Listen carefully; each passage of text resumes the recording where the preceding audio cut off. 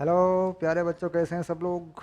नया अध्याय शुरू कर रहे हैं और बहुत ही बढ़िया अध्याय है ये। इसका नाम है दोलन। दोलन यानी ऑसिलेशन, कंपन। कंपन भी कह देते हैं दोलन को। ठीक है।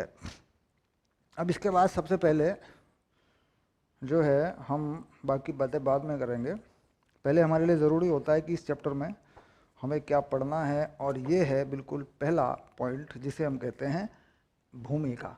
कुछ बच्चे भूमिका नहीं पढ़ते।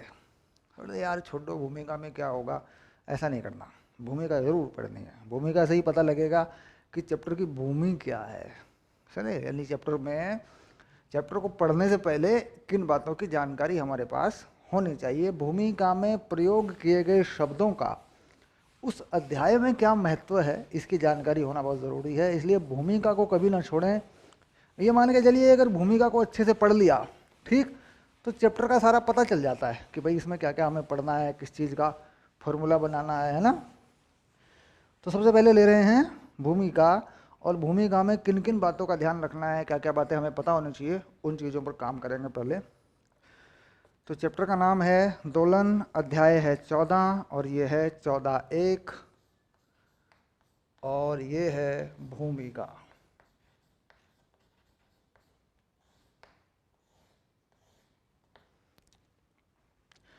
चलिए शुरू करते हैं भूमिका। देखते हैं भूमिका में क्या क्या शब्द आए हैं। इसके बाद फॉर्मूले हैं, सारी चीज़ें हैं, दैट इज की फिर इसके अपनी पाठ्य पुस्तक को कवर करते हैं। बट पढ़ने के लिए भूमिका अच्छी है, बाकी तो सब पढ़ ही लेंगे। हम अपने दैनिक जीवन में विभिन्न प्रकार की गतियाँ देखते हैं। सबसे पहला शब्द है हम अपने जीवन में। पहला वाक्य है विभिन्न प्रकार की गतियाँ देखते हैं। अब देखिए, हमने अब तक कुल कितनी गति पढ़ी है। अगर इस बात पर विचार करें कि भाई विभिन्न प्रकार की गतियाँ देखते हैं, तो गति तो किसी भी तरह की हो सकती है। हमने क्या क्या गति पढ़ी है, जरा फिर एक बार देखें मोटा मोटा। हमने पढ़ी है सरल रेखा में गति, एक ये पढ़ी है। एक हमने पढ़ी है वर्तुल गति, ये भी पढ़ी है वृत्तीय पथ पर गति। और बताओ क्या पढ़ा है, और पढ़ा है हमने प्रक्षेप्य गति, ये भी पढ़ी है। ठीक, ये गति हमने पढ़ी है। प्रक्षेप्य गति यानी परवलयाकार पथ पर गति, वृत्तीय गति यानी वृत्त पर गति, और सरल रेखा में गति यानी एक सीधी रेखा में गति। ये गति हमने पढ़ी है। इसके अलावा किसी भी रास्ते पर कोई भी गति होती है, किसी भी रास्ते पर कोई भी गति होती है।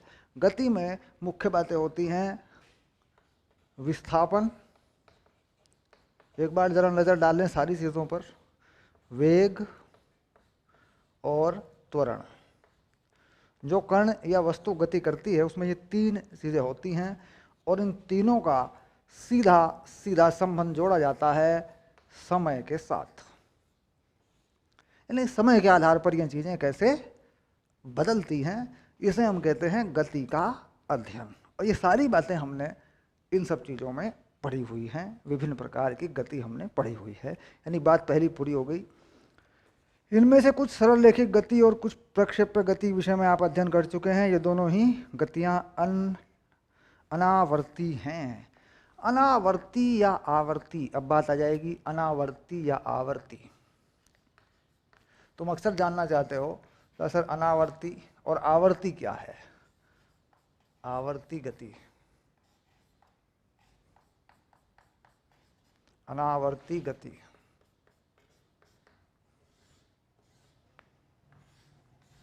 ठीक, अनावर्ती गति, आवर्ती गति, बेसिक बात है।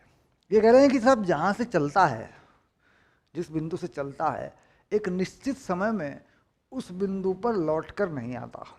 ये होती है अनावर्ती गति। कहता है जिस बिंदु से चलता है एक निश्चित समय में उसी पर लौट कर आता है बार बार, ये होती है आवर्ती गति। यानी कण जो है,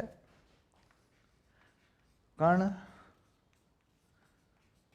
किसी बिंदु पर एक निश्चित समय अंतराल के बाद या समय के बाद बार बार लौट कर आता है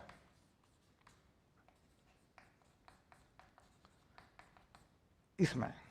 कण किसी बिंदु पर एक निश्चित समय के बाद लौटकर बार बार आता है, इसमें नहीं आता है। कण एक निश्चित समय के बाद किसी बिंदु पर लौटकर नहीं आता है। ठीक, अब इसका सीधा सीधा संबंध हो गया। जैसे मान लीजिए प्रक्षेप्य गति, प्रक्षेप्य गति को देखें तो प्रक्षेप्य गति में तो ये होता ही नहीं है और हो भी नहीं सकता। मान लीजिए प्रक्षेप्य गति की बात करें तो प्रक्षेप्य गति में तो ये होता ही नहीं है। प्रक्षेप्य गति की बात अगर मैं करूं तो प्रक्षेप्य गति में क्या करते हो तुम? कोई पत्थर फेंकते हो, यहाँ ऐसे चला जाता है ये। इसे मान लेते हैं कि भाई ये क्षैतिज है ऐसे, तो ये देखो इस रास्ते से जाता है, तो यहाँ आता थोड़ी ना फिर वापस, ना प्रारंभिक बिंदु पे आता है, कहीं और जाके गिर जाता है। अब अगर ऐसी गति करवाई जाए जो एक निश्चित समय के बाद उसी बिंदु पर आए, कोई कण उसी बिंदु पर आए, बार बार आए, बार बार आए, दैट इज आवर्ती गति। और उस बिंदु पर ना आए, यानी किसी बिंदु के से बार बार गुजरे ना, तो दैट इज अनावर्ती गति। ठीक, अब जैसे मान लीजिए आप स्कूल जाते हैं, सपोज मोटी मोटी सी बात करते हैं, स्कूल में जाकर आप एक अपने कमरे में जाते हैं क्लासरूम में, फिर आ जाते हैं अगले दिन, फिर उसी टाइम जाते हैं, फिर आ जाते हैं, फिर उसी टाइम जाते हैं, फिर आ जाते हैं, तो दैट इज कि आपकी गति कैसी है? आवर्ती गति है, क्योंकि आपका आना जाना एक निश्चित समय में हो रहा है। मान लीजिए आप मैथ के पीरियड में जाते हैं और मैथ का पीरियड सुबह 8 बजे शुरू होता है, ठीक, 8 बजे आप पहुंच जाते हैं, फिर घर आ जाते हैं, फिर अगले दिन फिर पहुंच, तो हर 24 घंटे में आप मैथ के पीरियड में होते हैं और आना जाना करते हैं, तो इसका मतलब आपकी गति आवर्ती गति है। ठीक, बीच में क्या होता है, कहाँ रुकते हैं, कहाँ नहीं रुकते हैं, दैट इज वो सारी बाद की बातें हैं, लेकिन 24 घंटे में आप मैथ के पीरियड में होते हैं। और अनावर्ती गति, ठीक, मान लीजिए अब एक बार चले गए बाजार में किताब लेने, घर आ गए, छोड़ो, बार बार थोड़ी जाते हैं एक निश्चित समय में, अनावर्ती गति हो गई। तो किस तरह की गति अनावर्ती है, किस तरह की आवर्ती है, ये बात स्पष्ट रूप से समझ में आ गई। इस गति के अंदर और कितनी कितनी गतियां होती हैं, इस बात पर विचार किया जाएगा। आगे चलिए, आपने बचपन में अपने पालने अथवा झूले पर झूलने का आनंद लिया होगा, पालने पर झूलने का आनंद लिया होगा। ये दोनों गतियां पुनरावर्ती हैं, यानी पुनरावर्ती है, बार बार होती हैं एक ही बिंदु के परितः, परंतु किसी ग्रह की आवर्ती गति से भिन्न होती हैं। ग्रह जो सूर्य के चारों तरफ घूमता है उसकी गति से अलग है, यानी एक गति वह है जिसमें आना जाना है, एक गति वह है जिसमें घूमना है, आना जाना नहीं है, यानी दिशा को पलटा नहीं गया, दिशा को पलटा नहीं जा रहा है, बस घूम रहा है। अब जैसे मान लीजिए ये कह रहे हैं कि साहब ये सूर्य है और सूर्य के चारों तरफ कोई ग्रह घूमता है, ये मान लीजिए ग्रह है, इसे हम कहते हैं पृथ्वी, इसकी गति पे विचार करें तो ये इस तरफ कोई चलता है ऐसे,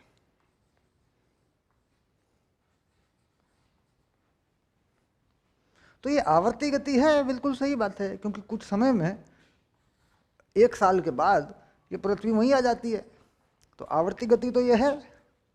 ठीक, पुनरावृत्ति भी है, लेकिन अगर हम देखें कि साहब ये एक हमने एक पेंडुलम बना लिया, एक झूला बना लिया, झूले में बच्चा बिठा दिया, तो ये ऐसे चल रहा है, देखो ये, अब देखो इसमें फ़र्क है, मान लो ये झूला है, देखो ये भी आवर्ती गति तो है, लेकिन दिशा पलट जाती है, जाता है लौट आता है, जाता है लौट आता है, ये घूम के नहीं आता। बात को समझ रहे होंगे कि दिशा को न पलटे, यानी अग्र और पश्च गति। ये कैसी गति है? ये है अग्र और पश्च, इसे कहते हैं टू एंड फ्रो मोशन। तो टू एंड फ्रो मोशन नहीं है यहाँ पे, जबकि दोनों ही गतियाँ आवर्ती गति तो हैं, दोनों ही गतियाँ आवर्ती हैं, इसमें कोई शक नहीं है, क्योंकि एक निश्चित समय में एक बिंदु से होकर ये गुजर रहे हैं, बार बार हो रहा है ऐसा, तो आवर्ती तो दोनों हैं, लेकिन ये अग्र पश्च नहीं है। जो पृथ्वी है ये जाती है घूमती है ऐसे, ठीक, वापस थोड़ी आती है ऐसे, यानी किसी बिंदु से यूँ थोड़ी हिल रही है, ये वापस आना जाना थोड़ी हो रहा है। तो ये गति अग्र और पश्च नहीं है, जरा ध्यान देखेंगे, ध्यान से देंगे, ये गति अग्र और पश्च गति नहीं है, लेकिन आवर्ती है, पुनरावृत्ति हो रही है, पुनरावृत्ति तो हो रही है, तो आवर्ती तो है। यानी जो गति एक निश्चित समय में पुनरावृत्ति करती है वो है आवर्ती है। लेकिन इसमें कुछ गतियां ऐसी भी होती हैं जो अग्र और पश्च होती हैं। तो जो गति अग्र और पश्च होती है उसे कहते हैं दोलन गति। वह कैसी गति है? दोलन गति। ये गति दोलन गति नहीं है, ये वृत्तीय गति है, वर्तूल गति है। अगर वृत्त पे चल रहा है तो वृत्तीय गति है, नहीं तो बस ये आवर्ती गति है। ये आवर्ती गति है, दोलन गति है, आवर्ती गति है, दोलन गति है। यानी वह आवर्ती गति जिसमें अग्र और पश्च है वह दोलन गति है। दोलन को क्या कह देते हैं? कंपन भी बोल देते हैं दोलन को। दोलन को कंपन कम बोलते हैं जब आवृत्ति अधिक होती है, यानी कम समय में फटाफट फटाफट फटाफट आना जाना होता है। जैसे संगीत बजाते हैं वाद्य यंत्र टन टन टन टन, तो उनमें दोलन को ही कंपन कह देते हैं। तो बात समझ में आ गई? अग्र और पश्च जिस आवर्ती में है वह दोलन गति है, ठीक। और किसी भी निश्चित बिंदु से गति जो है पुनरावृत्ति करती है तो बस वो आवर्ती गति है। अब देखो इस भेद को थोड़ा सा और अच्छे से क्लियर करते हैं।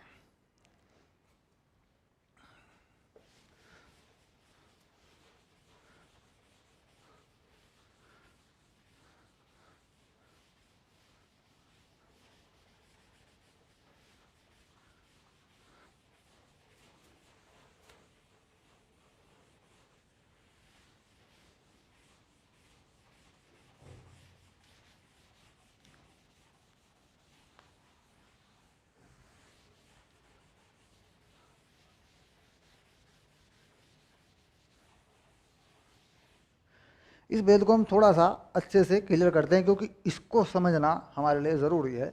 मान लीजिए कोई घड़ी है, सपोज करिए, बहुत बेसिक बात करेंगे। मान लीजिए कोई घड़ी है, इस घड़ी में घड़ी की सुई है, मान लीजिए कोई घंटे वाली सुई कह सकते हैं, ऐसे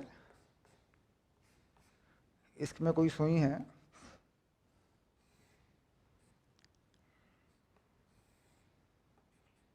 ये जो है इसकी घंटे वाली सुई है और ये मान लीजिए घूम रही है।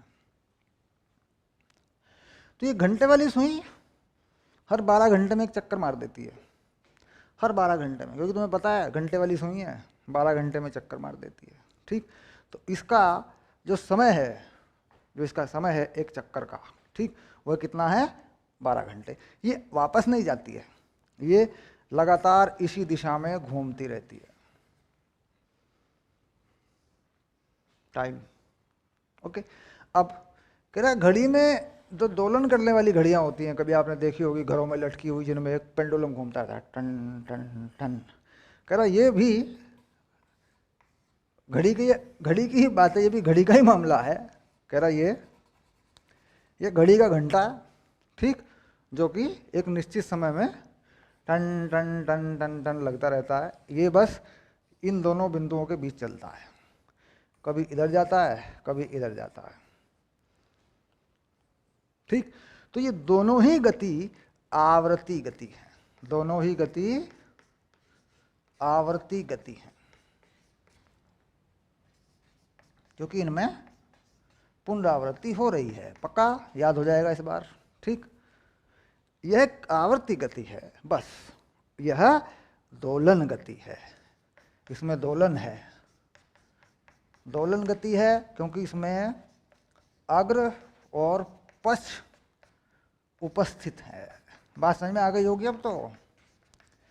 किसी स्थिति के परिता, किसी बिंदु के परिता इसमें अग्र और पश्च स्थित है। मान लीजिए इसे कहते हैं, यहाँ ऐसी स्थिति को क्या बोलते हैं? इसे बोलते हैं माध्य स्थिति। क्या कहते हैं इसे? माध्य स्थिति। ये माध्य स्थिति होती है ऐसे, जिसके परिता आना जाना होता है, ठीक।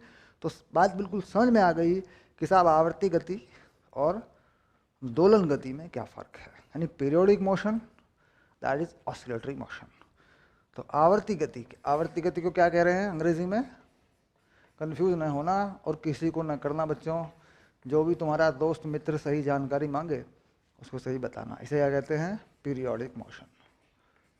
इसे कहते हैं पीरियोडिक मोशन, आवर्ती गति। और दोलन गति को क्या कहते हैं बच्चे? इसे कहते हैं ऑसिलेटरी मोशन। ऑसिलेटरी मोशन, ठीक, या वाइब्रेटरी मोशन। वाइब्रेटरी मोशन, दोलन गति या कंपन गति। ये क्या हो गया? वाइब्रेशन किसे कहते हैं? कंपन को, कंपन गति। ठीक, अब क्लियर हो गया? अब मुझे पहचान के बताना, देखो पहचान करवाता हूं तुम्हारी।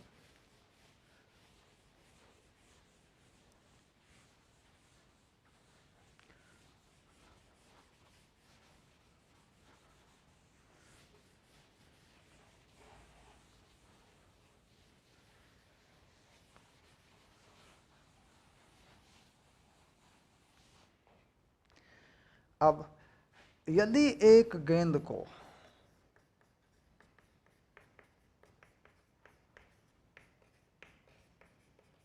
किसी फर्श पर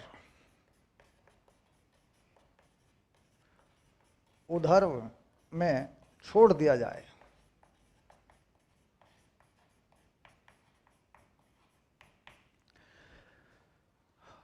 एवं यह फुदकना शुरू कर दे तो गेंद की गति कैसी होगी?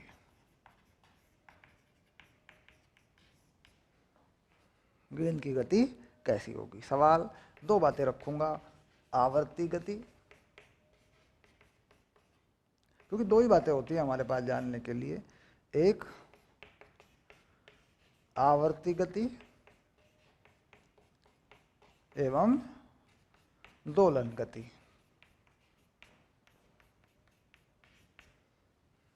बताओ ये सही है या ये सही है? आवर्ती गति सही है या आवर्ती गति में दोलन गति भी सही है, या फिर कोई भी सही नहीं है, या फिर कोई भी सही नहीं है?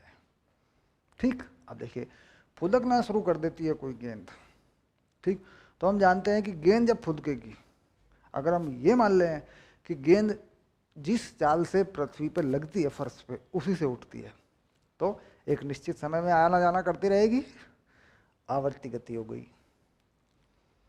निश्चित समय में आना जाना होता रहेगा, ठीक, यानी आवर्ती गति तो हो गई। अब क्या किसी स्थिति के परितः आना जाना होगा? क्या ऐसी कोई स्थिति है जिसके परितः ये आना जाना होगा? क्या कोई माध्य स्थिति परिभाषित हो सकती है? जरा देख लेते हैं एक बार। कह रहा साहब ये गेंद छोड़ी आपने यहाँ से और ये बनाई आपने ज़मीन, ये फर्श बना दिया आपने। अब गेंद यहाँ टकराती है, इधर से चलती है, कोई ऊर्जाओं में नुकसान नहीं है, इसी ऊंचाई तक बार बार आती है, ठीक, तो मध्य स्थिति यहाँ हम नहीं ले सकते, जहाँ से वापस मुड़ती है यहाँ भी नहीं ले सकते। अगर हम यहाँ मध्य स्थिति ले लें, ये है मध्य स्थिति,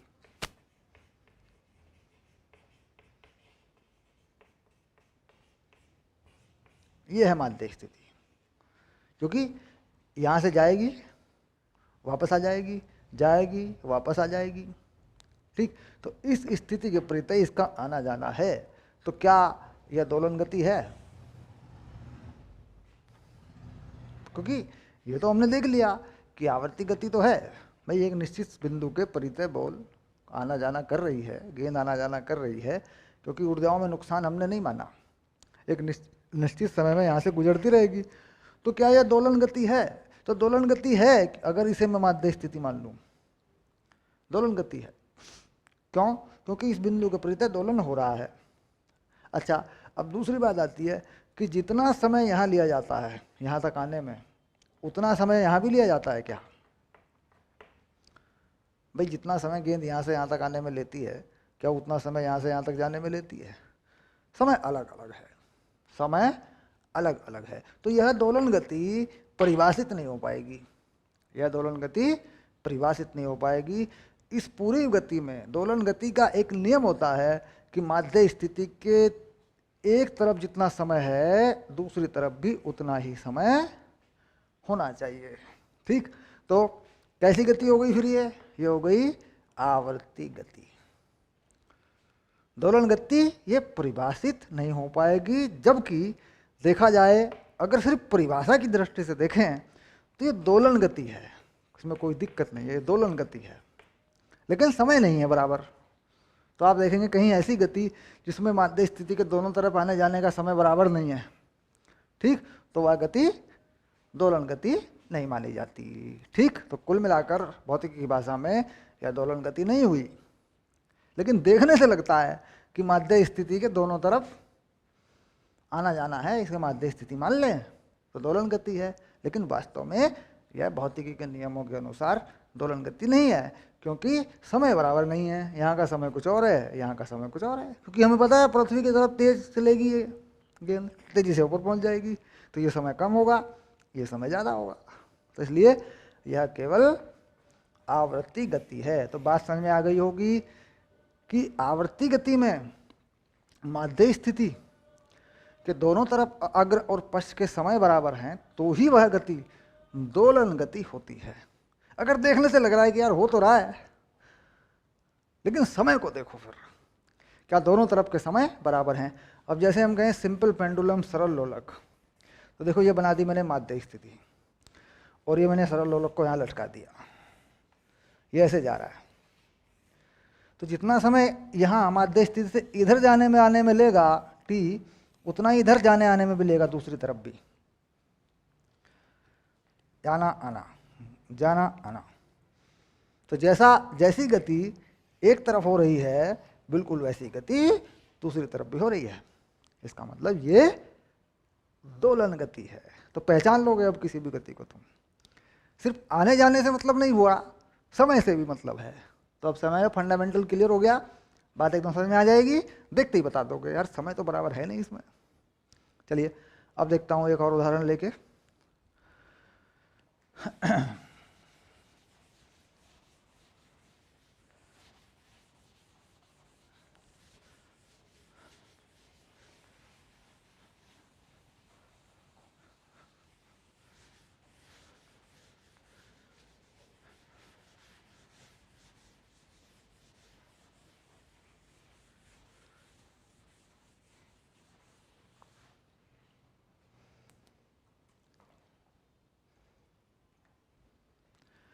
चलिए इस बार मैंने क्या किया कि मैं दो दीवारें बना रहा हूँ, देखो खड़ी हुई दीवारें, ऊर्ध्वाधर दीवारें बना रहा हूँ मैं इस तरीके से।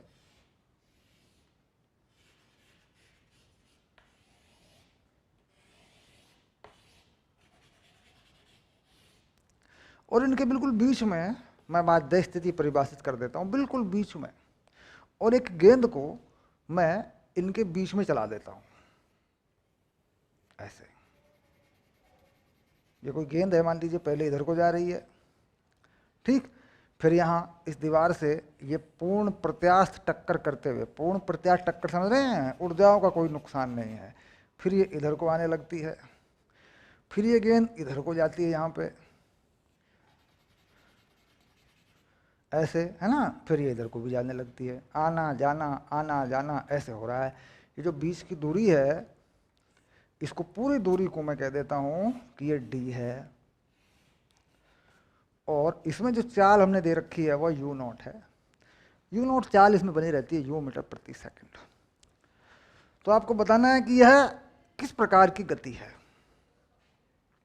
और इसमें यही बताना है कि कितने समय के बाद यह गति पुनरावृत्ति करती है, ये भी आपको बताना है।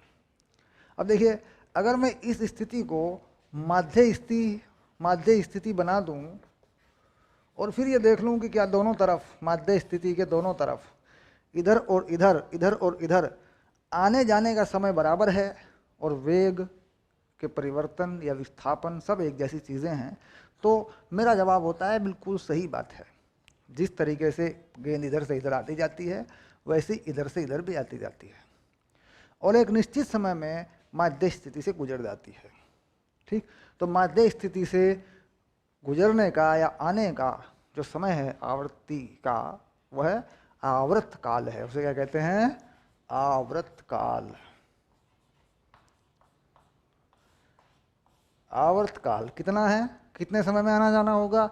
अब देखो, यहाँ से चलेगी, यहाँ जाएगी, फिर यहाँ वापस आ जाएगी, फिर इधर जाएगी, फिर वापस आ जाएगी, तो कुल मिला के जो डी है इसका डबल हो गया, D by two, D by two, D by two, D by two, वापस आएगी कि नहीं आएगी यहीं पे? तो आवर्त काल हो गया 2D। और चूंकि ये एक स्पीड, एक चाल से चल रही है जो कि नियत है, हम ये मान लें अचर चाल है, तो ये हो गया इसका आवर्त काल।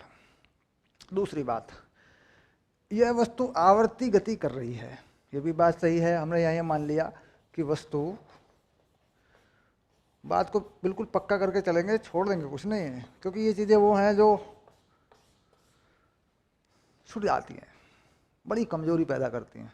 तो वस्तु आवर्ती गति कर रही है, आवर्त काल आ गया साहब। अब हमने देखा कि माध्य स्थिति के दोनों तरफ वस्तु का आना जाना है। अब ये कह रहा है कि साहब ये तो अग्र और पश्च गति भी कर रही है, गति भी हो रही है, ये भी बात सही है, ठीक। तो यानी ये गति अब दोलन गति भी है, तो यानी साहब इसमें तो दोलन काल भी होगा, दोलन काल, क्योंकि यह दोलन गति भी है, तो दोलन काल कितना हो जाएगा? यही होगा 2D बटे u0, और यह दोलन गति भी हो गई साहब। क्यों? क्योंकि माध्य स्थिति यहाँ बीच में मान ली, उसके बराबर है दोनों तरफ मोशन, एक ही तरीके से हो रही है। तो यानी यह गति अग्र और पश्च भी है, और निश्चित समय में ये लौटता है, और माध्य स्थिति के दोनों तरफ गति करने का इसका एक ही जैसा तरीका है, समय पर एक ही जैसी समय पर एक ही तरीके से ये आधारित है, हम ये कह सकते हैं। तो इसमें दोलन काल भी आ गया, तो ये दोलन गति भी हो गई। तो आप देख रहे हैं कि दोलन काल कहाँ लिखा जाएगा? जहां दोलन गति होगी, अग्र और पश्च होगा। आवर्त काल कहाँ लिखा जाएगा? हर जगह आवर्त काल हर जगह लिखेंगे, क्योंकि जहां भी आवर्ती गति है वहां आवर्त काल तो है ही भाई, आवर्ती गति तो है ही, इसमें तो कोई शक नहीं है। आवर्ती गति होने के साथ साथ क्या यह दोलन गति है? तो हाँ, ये दोलन गति भी है, तो इसमें दोलन काल भी है, और इसमें आवर्त काल भी है। और कितना इसका आवर्त काल है? बात सिंपली समझ में आ गई, स्पष्ट हो गया, फर्क पता चल गया। अब आगे बढ़ेंगे, देखो चलिए आगे बढ़ते हैं। दोलन गति का अध्ययन भौतिकी के लिए आधारभूत है। बहुत सी भौतिक परिघटनाओं को समझने के लिए इसकी संकल्पना की आवश्यकता होती है। वाद्य यंत्रों, सितार, गिटार, वायलिन, कंपायनमान, रेडियो रोचक ध्वनियाँ उत्पन्न करते हुए दिखते हैं। ढोलों में झिल्लियाँ, टेलीफोन में ध्वनि विस्तारक स्पीकर, डायफ्राम अपनी माध्य स्थिति के इधर उधर कंपन करते हैं। पदार्थ में अणु की माध्य स्थितियों के विपरीत कंपन करते हैं। औसत की कंपन ऊर्जा तापमान के समानुपाती होती है, ठीक। अब यहाँ दूसरी चीज इन्होंने कहा, कंपन ऊर्जा तापमान के समानुपाती होती है अणुओं की। देखिए बहुत बड़ी बात कही है, एक लाइन में है ये बात, लेकिन ये बहुत ही मजबूत सा कॉन्सेप्ट है जिसके आधार पर हम तापमान की धारणा बनाते हैं, ठीक। थोड़ा सा इस पर विचार कर लेते हैं।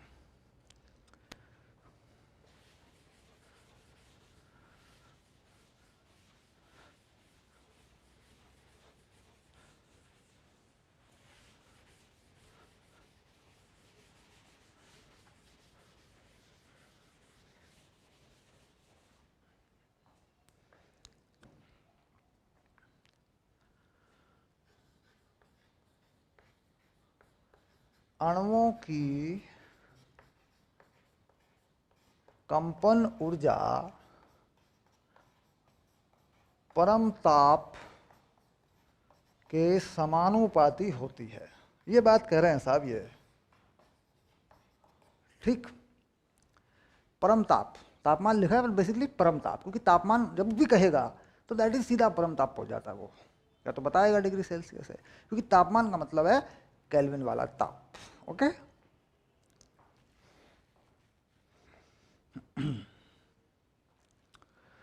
अब अणुओं की तो अणु किसके, गैसों के, ठोसों के, किसी के भी, इससे कोई मतलब नहीं, किसी के भी।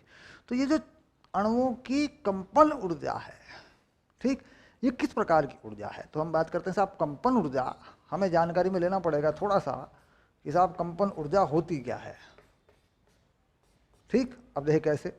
मान लीजिए कोई अणु लेता हूं, कोई अणु यहां ले लेता हूं ऐसे, तो यहां पर दूसरा अणु ले लेता हूं, यहां पर तीसरा अणु ले लेता हूं, और यहां पर भी एक अणु ले लेता हूं, यहां पर भी एक अणु ले लेता हूं, ऐसे ये सब मैंने कुछ अणु ले लिए। ठीक, ये सब अणु मैंने ले रखे हैं ऐसे। तो अणुओं में आपस में बंध है, अणुओं के आपस में बंध है, यानी अणुओं में आपस में बंध लगे हुए हैं ऐसे। अब ये किसी भी तरह के हो सकते हैं, यह बंध धात्विक बंध हो सकते हैं, मेटालिक बॉन्ड हो सकते हैं, सहसंयोजी बंध हो सकते हैं, जिस तरह के भी हो सकते हैं। ये बंध जो हैं कुछ बलों के कारण है, कोई बल होगा उसके कारण है।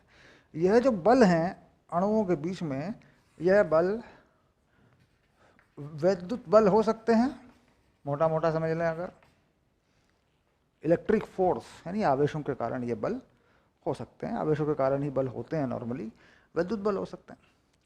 हमने पढ़ा कि साहब वैद्युत बल और गुरुत्वीय बल और चुंबकीय बल, ये सब जो बल हैं ये हमने पढ़ रखा है कि ये संरक्षी बल हैं। ये कैसे बल हैं? संरक्षी बल हैं, यानी ये सब कंजर्वेटिव फोर्स हैं। बात को जरा कस के पकड़ के रखेंगे, छोड़ेंगे नहीं, अगर छोड़ दिया तो कंसेप्ट छूट जाएगा, फिर ये दोनों चैप्टर उड़ जाएंगे, फिर दोलन और तरंग ये सब गायब हो जाते हैं फिर दिमाग से। बड़ी दिक्कत करते हैं बच्चे, बहुत कहते हैं सर यही चैप्टर समझ में नहीं आते, सर यही समझ में नहीं आता, करा दो सर, बड़े सवाल है, नीट में जे में बड़े सवाल होते हैं इनके।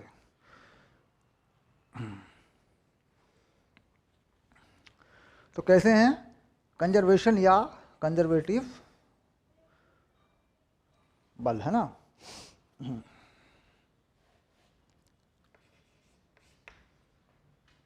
संरक्षी बल, संरक्षी बल क्या होता है बच्चा? जो ऊर्जाओं का नुकसान नहीं करता और जिसमें कार्य विस्थापन पर या स्थिति पर निर्भर करता है, रास्ते पर नहीं करता। अब मान लीजिए मैं थोड़ा सा इन अणुओं को दबा देता हूँ, मैं थोड़ा सा इन अणुओं को दबा देता हूँ, किसी कारण से मैंने दबा देता हूँ, ये देखिए ये मैंने दबा दिए अणु,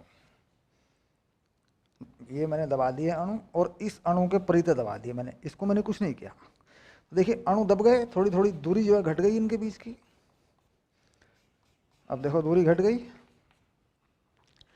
जब अणु दबे हैं तो दैट इज कि अणु अपनी साम्य अवस्था से हिल गए हैं, तो अणु खुलेंगे भी। तो कुछ देर के बाद तुरंत कह सकते हैं, कुछ देर के बाद कह सकते हैं, तो कोई खास बात नहीं, समय अंतराल जो भी होता होगा। तो ये जो है तुरंत कहते हैं, थोड़ी देर के बाद कहने से फर्क नहीं पड़ता। तो ये अणु जो है खुलेंगे भी। तो हम देख रहे हैं कि जो अणु है इसमें गति है, और ये जो अणु है इसमें गति है, ये जो अणु है इसमें गति है, ये जो अणु है इसमें गति है। जो अणु केंद्र पर है हम ये मान रहे हैं भाई ये तो फिक्स है, इसमें गति नहीं है, लेकिन ये ज़रूरी नहीं है, हो सकता है इसमें भी गति हो, सभी में हो, क्योंकि हमने तो डायग्राम पे दिखा दिया साहब एक तो फिक्स है, बाकी इसके चारों तरफ है, दैट इज ज़रूरी नहीं है, हो सकता है सभी में, बहुत सारे बंद होते हैं सभी में गति हो। किसी भी घन के कोने पर बहुत सारे अणु लगा दें और बस समझ में आ जाती है बात हमारी कि साहब देखो सब अणु है, लो ये लो ये लो ये लो ये लो, ठीक, ये रहे देखो, तो सब में गति हो जाएगी। तो कुल मिला के सभी में कंपन हो गया। कंपन में दो तरह की ऊर्जाएं होती हैं, एक होती है जो बीच की दूरी पर, अणुओं की बीच की दूरी पर निर्भर करती है, वह होती है स्थितिज ऊर्जा, और जिससे वो कंपन करेंगे गति बनेगी वह होती है गतिज ऊर्जा। यानी दो तरह की ऊर्जा होती है। तो कंपन में दो तरह की ऊर्जा हुई, एक हुई स्थितिज ऊर्जा जो कि बलों के कारण बनी हुई है, एक हुई गतिज ऊर्जा, ठीक। अगर हम बाहर से ऊर्जा देते हैं, अगर हम बाहर से ऊर्जा देते हैं किसी भी गैस को या किसी भी पदार्थ को, अगर हम बाहर से ऊर्जा देते हैं तो इसके पास कुल ऊर्जा की मात्रा बढ़ जाती है। कुल ऊर्जा की मात्रा बढ़ने से क्या होता है, इसकी गतिज ऊर्जा बढ़ जाती है, इसकी स्थितिज ऊर्जा भी बढ़ जाती है, दोनों का टोटल जो है वह बढ़ जाता है। तो इसका मतलब कम से कम स्थितिज ऊर्जा और कम हो सकती है और अधिक से अधिक गतिज ऊर्जा और अधिक हो सकती है। यानी पहले अगर ये यहाँ कर रहे थे कंपन, तो ऊर्जा दे दें तो और दूर जाने लगते हैं और कंपन होने लगता है। तो ये कंपन की ऊर्जा ये कह रहे हैं कि साहब परम ताप के समानुपाती होती है। और परम ताप के समानुपाती ये कह रहे साहब स्थितिज ऊर्जा की जानकारी हम नहीं ले सकते। अब मैं तुम्हें राज की बात बताऊंगा, स्थितिज ऊर्जा की जानकारी हम नहीं ले सकते। हम इस ऊर्जा को उस समय देख लेते हैं जब यह अधिकतम गतिज ऊर्जा के रूप में होती है। यानी अब देखें, मान लीजिए किसी अणु के पास गतिज ऊर्जा प्लस स्थितिज ऊर्जा कह रहा है साहब ये 100 जूल है, मोटा मोटा मान लेते हैं, हालांकि एक अणु के पास 100 जूल नहीं होती, 100 जूल मान लिया मैंने दिखाने के लिए। तो कह रहे सर ये कभी ना कभी ये कम होगी, स्थितिज ऊर्जा कभी कभी बहुत कम होगी साम्य अवस्था पे, तो ये बहुत अधिक होगी क्योंकि 100 तो है। तो कह रहे जब ये अधिकतम होगी तभी हम इसे मान लेते हैं और इसी को तापमान का आधार बना लेते हैं। यानी तापमान की जो धारणा है, अणुओं की अधिकतम कंपन में गतिज ऊर्जा है।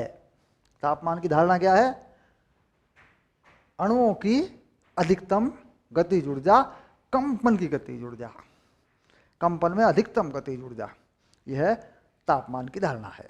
यही कहते हैं भाई ये तापमान या ताप के समानुपाती है। गलती से या गलत तरीके से ठीक हम तापमान को परिभाषित कर देते हैं, कुछ का कुछ बता देते हैं उसको, तो इससे क्या होता है कि सारी फिजिक्स हमारी बिगड़ जाती है, सारी थर्मोडायनामिक्स हमारी बिगड़ जाती है, उष्मा गति की हमारी बिगड़ जाती है। तो मेन फंडा याद रखेंगे कि तापमान पर जो धारणा बनी है कि साहब तापमान क्या है, परम ताप क्या है, वो क्या है, अणुओं की कंपन की, अणुओं के कंपन में अधिकतम गतिज ऊर्जा ही परम ताप, उसी को परम ताप के पदों में लिखा जाता है। That's finish. ये बात समझ में आ गई। अब ये बात पूरी हुई, बता दी, आगे चलते हैं।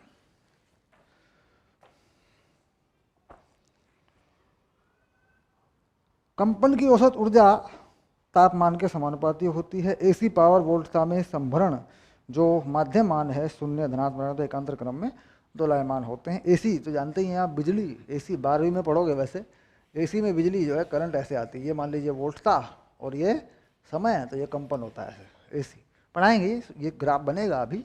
ये भी एसी में ऑल्टरनेटिंग करंट में क्या है, दिशा बदलती रहती है, धारा की दिशा बदलती रहती है, वोल्टता की, वोल्टेज की दिशा बदलती रहती है। तो ये तो जो है जब हम पढ़ लेंगे इस चैप्टर को तब ये चीज़ें बनेंगी, ये तो समझ में आ जाएगा, कोई बड़ी चीज़ नहीं।